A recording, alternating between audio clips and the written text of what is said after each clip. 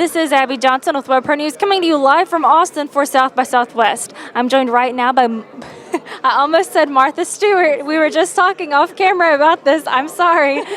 Margaret Gold Stewart, correction on my part, from YouTube. So tell us a little bit about what you do at YouTube, first of all. So I help lead the user experience team. So this is a team of user experience researchers, designers, writers, and we work to create the best possible user experience for all aspects of the YouTube experience, which is pretty dimensional, right? We're the second largest search engine in the world. We obviously are the leading online destination for video, and we also have all kinds of tools that we built for content producers and advertisers. So we do all of the interface design work for that, and a lot of really interesting research also to help teams figure out, what could we build that would be most useful and compelling for all the different people who kind of play a part in the YouTube ecosystem. Well, very good. Well, one of the big questions that everyone wants to know, how do you create a viral video? Everyone wants it. So do you have any tips that you could share with us regarding that? Well, I think it's important to kind of understand at a meta level, kind of what the big buckets are of things that go viral. And there's, I think the stereotypical viral video, something like Charlie Bit My Finger, who, the most viewed video in the history of online video, it kind of happened by accident, there's parents just shooting a video and something amazing happens, and, it just kind of connects with people at some level, and it kind of promotes itself. And so a lot of the, kind of stereotypical video, viral videos kind of fall into that bucket of, once in a lifetime. Yeah, exactly, right? And those are really exciting and kind of speak to, things that connect with people at a very human level, and then they kind of want to compulsively share them. But there's another, I think, really interesting category of people who are looking to produce content and build a sustained audience where their content regularly reaches, like a much broader audience than they could reach, through traditional distribution means. And I think that we do see in both of those categories some attributes and characteristics of the content within that video and within those videos, but also the tools and techniques and strategies for kind of promoting and making those videos discoverable.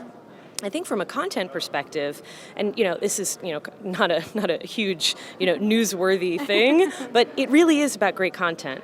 It's really difficult to make content that's not that interesting or exciting go viral. It's the ultimate kind of content meritocracy, and in particular, when you're building a sustained audience, you have to continually create great content that connects with your audience. I think that the secondary part is really the audience.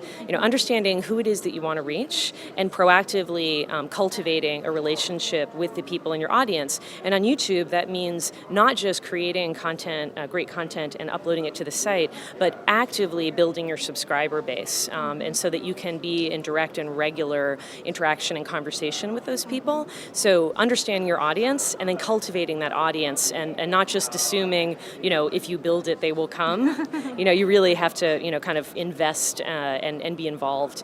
In addition, there's kind of the sense of being involved in the conversation that happens around your content. So we find that video producers who are really active in the conversation, whether it's comments or, uploading how this video was made, kind of the behind the scenes. People are really fascinated by that stuff. And we see some of our most successful partners really having that, again, kind of ongoing conversation and not an arm's length relationship to the audience, but very engaged. It's interesting. So many of the videos that have gone viral are, like we said, almost accidental. But from a business perspective, what tips, I guess, would you have for them trying to get people to engage more with their brand? Yeah. Well, I think that there's a couple of things, again, this is kind of some of the more mundane aspects, but I think they're really foundational and critical. We see sometimes content producers not investing enough time in attaching great metadata to their content because, like I said, YouTube is the second largest search engine in the world. And we all know, for Google, it's important to think seriously about search engine optimization because, you can have the great content and, ideally the cream, will float to the top, but there's definitely things you can do to help yourself along, right? So like music, good, clear, direct titling of your content, putting the right kinds of tags. Because the fact is initially when content goes viral, people may discover it through search engines or, embedded in blogs, but then it reaches that really exciting word of mouth status where I just may mention it to you person to person, and then what most people do is they just go to youtube.com and they search for it. So if you're not indexed well in the search engine because you haven't attached great metadata to your content, you're going to miss out on that audience.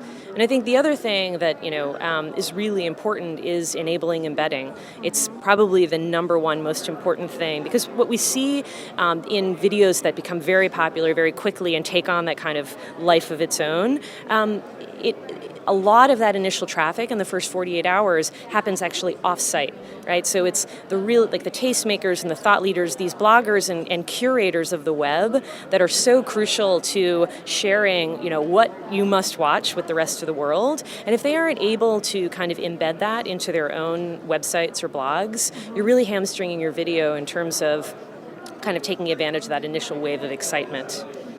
And getting back to businesses, I also think it's important to point out that viral doesn't necessarily mean 1 million views for businesses. Absolutely. I mean, I think on YouTube we have this incredibly diverse set of content producers, and the fact is, I just create videos for myself of, things that I find are funny, or my kids.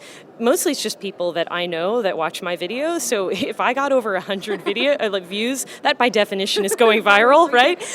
But, for other producers who are kind of doing this more systematically, they're going to have their own benchmark.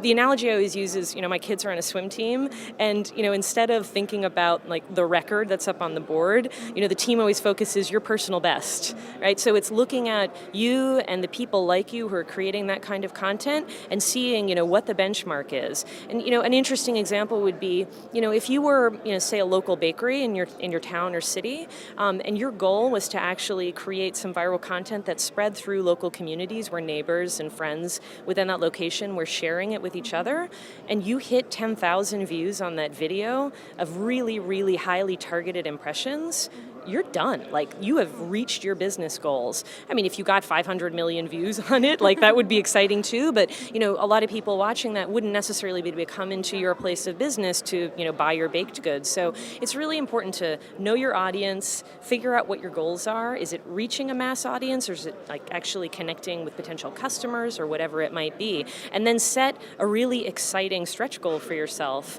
but don't compare yourself, to media companies who release, videos that may have marketing spend behind them, or, these kind of flash in the pan videos that just go crazy viral. There may be an exciting but much more achievable goal. And then, the key is to be able to do it over and over again. And that's where things get really exciting. Very interesting. Margaret, thank you so much. Great tips. Yeah, thank you. This is Abby Johnson with WebPro News, coming to you from Austin, Texas for South by Southwest.